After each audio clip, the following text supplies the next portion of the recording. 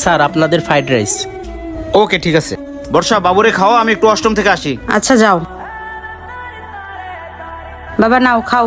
আমি খাবো না। কেন বাবা খাবে না কেন? মোবাইল ছাড়া খাবো না। আল্লাহ, মোবাইল দেখলে বাবা বকা দেবে, তুমি না খাও। খাবো না। ভালো বাবা, খাও না বাবা। খাবো না। আচ্ছা দিচ্ছি, দেখি তোমার বাবা কই। নাও এখন খাও বাবা।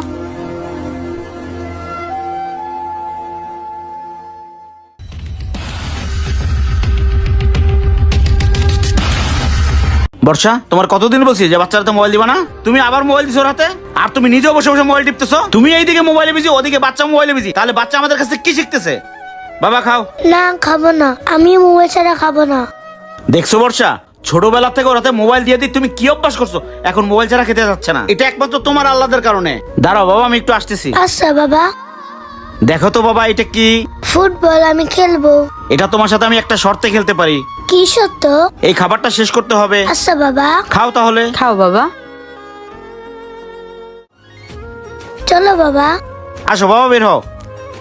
বর্ষা, তুমি খাবারটা শেষ করে আসো। আচ্ছা আসো বাবা। অবুঝ বাচ্চাদের হাতে মোবাইল তুলে না দিয়ে তাদেরকে খেলাধুলার অভ্যাস করুন। এখন হাতে মোবাইল দিয়ে খাওয়াচ্ছেন, একটা সময় গেম খেলা শিখবে, তখন আর তাদের পড়ালেখায় মন বসবে না। যেহেতু বাচ্চাটি আপনার, ওর ভবিষ্যৎ আপনার হাতে। ভিডিওটি ভালো লাগলে লাইক কমেন্ট সাথে পাশে থাকবেন। ধন্যবাদ। দেখছো বর্ষা, আমাদের বাচ্চা কত সুন্দর খেলতেছে। তাই পড়ালেখার পাশাপাশি খেলাধুলার অভ্যাস করো।